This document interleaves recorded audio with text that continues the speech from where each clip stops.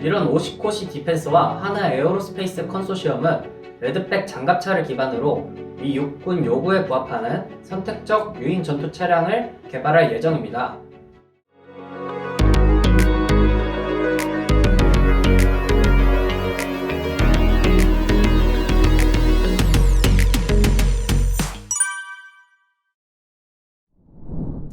안녕하십니까. 레드버티컬 리서처 오재석입니다. 저희는 작년 초부터 거시경제와 국제정세상 한국의 방산업체가 크게 성장할 것을 예상했고요. 그래서 K방산 빅4에 대해서 집중 분석하는 시간을 가졌었는데요. 오늘은 그 중에서도 한국판 로키드 마틴을 꿈꾸는 하나 에어로스페이스에 대해서 업데이트하는 시간을 가져보고자 합니다. 첫 번째 업데이트 사항으로 지난 1월 14일부터 3박 4일간 진행된 윤석열 대통령의 아랍에미리트 순방이 있습니다. 여기에는 100여 개의 국내 기업으로 구성된 대규모 경제사절단도 동행했는데요. 이를 계기로 아랍에미리트 정부가 300억 달러, 하나로 37조 2600억 원 규모의 투자를 결정했으며 양국 기업 간에는 61억 달러, 하나로 7조 5500억 원 규모의 MOU를 체결하게 되었습니다. 아랍에미리트는 지난 2022년 1월에 국산 지대공 유도 미사일인 천궁2를 수입한 이력이 있는데요. 하나 에어로스페이스의 자회사인 하나 디펜스가 천궁2의 발사대를 만들었고요. 또 다른 자회사인 하나 시스템이 천궁2의 다기능 레이더를 만들었습니다.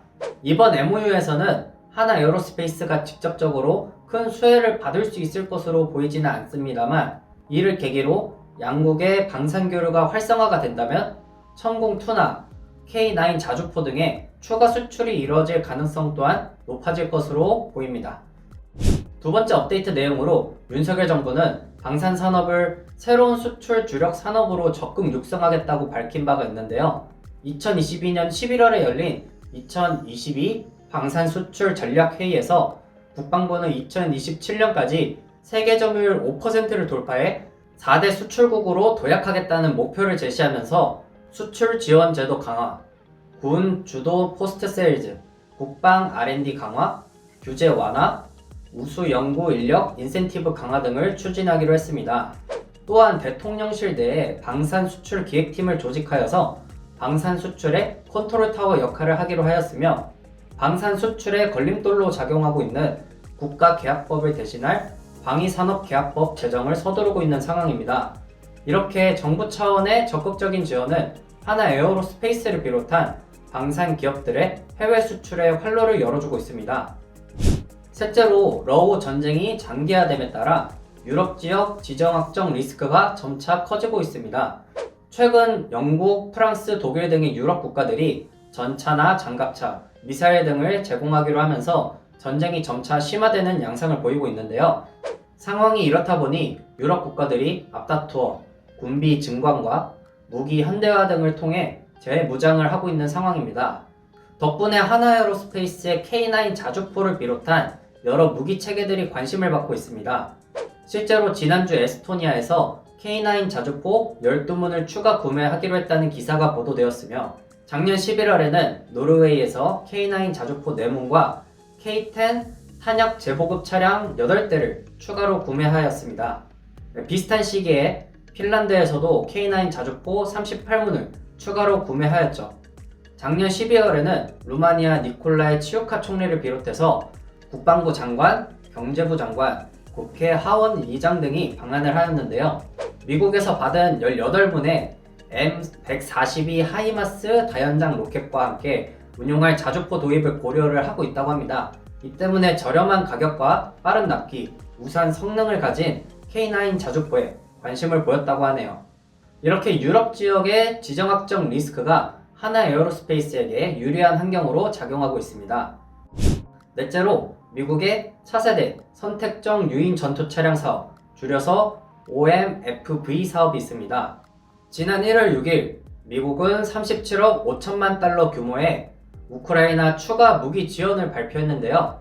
해당 목록에 50대 M2 브래들리 장갑차가 처음으로 포함이 되었습니다. 1981년부터 미 육군에 배치된 M2 브래들리 장갑차는 지금까지 6,800대가 제조된 미 육군의 핵심 기갑 장비입니다. 특히나 1990년 걸프전과 2003년 이라크전에서 맹활약을 했었습니다. 그치만 아무래도 연식이 있다 보니까 미국에서는 이 M2 브래들리 장갑차 3800대를 신형으로 교체하는 차세대 선택적 유인 전투 차량 개발 사업을 추진 중인데요. 영어로는 Optionally Manned Fighting Vehicle, 줄여서 OMFV로 불리는 이 신형 장갑차로 교체하는데 약 54조 원의 사업비가 사용될 것으로 예상되고 있습니다. 이 사업은 총 5단계로 구성되어 있는데요. 지난 2021년 7월 23일 2단계인 개념 설계에 참가할 5개의 경쟁 후보를 발표하며 그 중에서 하나로 미국의 특수차량 제작 기업인 오시코시 디펜스 그리고 우리나라의 하나 에어로스페이스, 이 두 기업의 컨소시엄을 뽑았습니다. 오시코시 디펜스는 주로 트럭, 소방차, 제설차, 군용차, 건설용 중장비 등을 만드는 회사이며 지금까지 15만 대에 달하는 군용 차량을 제작하였는데요. 이런 오시코시 디펜스와 하나 에어로스페이스 컨소시엄은 레드백 장갑차를 기반으로 미 육군 요구에 부합하는 선택적 유인 전투 차량을 개발할 예정입니다. 지난해 대규모 방산 수출 계약을 체결했었던 폴란드도 이 레드백 장갑차에 관심을 보이고 있으며 현재 레드백 장갑차는 호주에서 독일 라인메탈 링스 장갑차와 5조 원 규모의 장갑차 수출을 놓고 경쟁을 벌이고 있기도 합니다. 이렇게 해외 각국에서도 관심을 가지고 도입을 고려하고 있는 레드백인데요. 2021년 7월 미국의 OMFV 사업 2단계에 이어서 올해 4월에는 이제 상세 설계와 시제품 개발을 맡을 3, 4단계 후보 선정이 예정되어 있습니다. 이에 총 5개 회사가 참여를 하였는데요. 첫 번째로 우리 오시코시와 하나 컨소시엄, 그리고 미국의 제너럴 다이나믹스 랜드 시스템즈, 영국의 BAE 시스템즈, 그리고 독일의 라인 메탈, 그리고 포인트 블랭크 엔터프라이즈.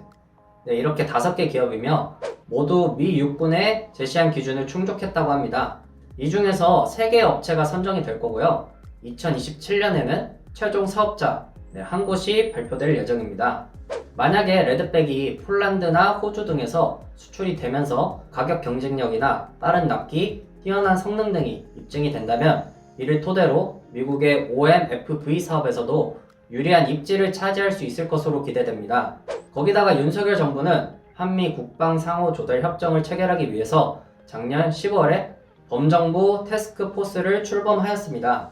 국방 상호 조달 협정은 미 국방부가 동맹 우방국과 상호 조달 제품 수출 때 무역 장벽을 없애거나 완화하자는 취지로 체결하는 양해 각서인데요. 향후 한미 국방 상호 조달 협정이 체결이 된다면 54조 원 규모의 미국 장갑차 시장에 레드백이 진출을 하는데 더욱 유리해질 것으로 기대됩니다. 그래서 이런저런 호재로 인해서 수주 잔고가 계속해서 증가하는 추세인데요. 2022년 3분기 말 기준으로 하나 에어로스페이스의 수주 잔고는 41조 4,646억 원으로 러시아 우크라이나 전쟁이 일어나기 전인 2021년 말보다 16.29% 상승한 수치를 기록하고 있습니다. 작년 8월 폴란드와 맺은 K9 자주포 1차 이행 계약이 반영된 수치인데요. K9 자주포 221문, 금액으로는 3조 2039억 원 규모입니다. 앞으로 나머지 460문에 대한 2차 이행 계약이 체결될 경우 단순 계산만으로도 수주 잔고는 약 7조 원이 상승할 예정이며 유럽이나 아랍에미리트로의 추가 방산 수출이나 호주 레드백 5조 원 수출, 미국 레드백 54조 원 수출 등이 실현이 된다면 수주 잔고는 앞으로 더욱더 증가할 예정입니다. 5번째로는 하나 에어로스페이스의 대우조선 해양 인수가 있습니다. 하나 에어로스페이스는 대우조선 해양이 보유한 군함, 잠수함 등의 해양 체계를 확보하면서 시너지를 낼 수 있을 것으로 기대하고 있는데요. 이 밖에도 친환경 에너지, 배터리, 우주 인터넷 등 다양한 부분에서 시너지를 낼 수 있을 것으로 기대되고 있습니다. 이에 대해 더 자세한 사항은 이전에 올린 영상을 참고해 주시기 바랍니다. 하나 에어로스페이스는 올해 3월 내로 인수를 마무리할 예정이며 이후에 대우조선 해양의 실적이 하나 에어로스페이스 연결 재무제표에 반영될 예정인데요. 매분기 수천억 원의 적자를 기록하던 대우조선 해양에 러시아 우크라이나 전쟁으로 인한 LNG선 호황과 철강석 가격 하락으로 인한 쿠팡가 인하 등의 여러 가지 호재가 겹치면서 올해 2023년에는 흑자 전환이 예상이 되고 있습니다. 그래서 실제로 대우조선해양의 연간 컨센서스에서는 2023년에 매출이 8조, 영업이익이 2,300억 원가량이 예상이 되는데요. 한편 하나에어로스페이스의 2023년 컨센서스가 매출 8조, 영업이익 5천억 원가량으로 예상이 됩니다. 여기에 대우조선해양의 실적이 더해진다면 매출은 2배가 늘어나면서 16조, 영업이익은 절반 정도 성장하면서 7에서 8천억 원 정도가 될 것으로 보여집니다. 물론 단순히 사업이 합쳐지는 외형적 성장이기는 하지만 규모가 매우 큰 만큼 시장의 주목을 받을 수 있을 것으로 보여집니다. 오늘은 하나에어로스페이스에 대해서 업데이트하는 시간을 가져보았는데요. 한국형 로키드 마틴을 꿈꾸는 김승현 회장의 공격적인 행보에 응원을 보내면서 하나에어로스페이스가 우리 대한민국의 성장을 주도하는 회사가 됨과 동시에 세계 평화에 크게 이바지하는 회사로 발돋움했으면 좋겠습니다. 정보가 유익하셨다면 구독과 좋아요 부탁드리고요. 새해 복 많이 받으시고 다음 시간에 찾아뵙도록 하겠습니다. 감사합니다.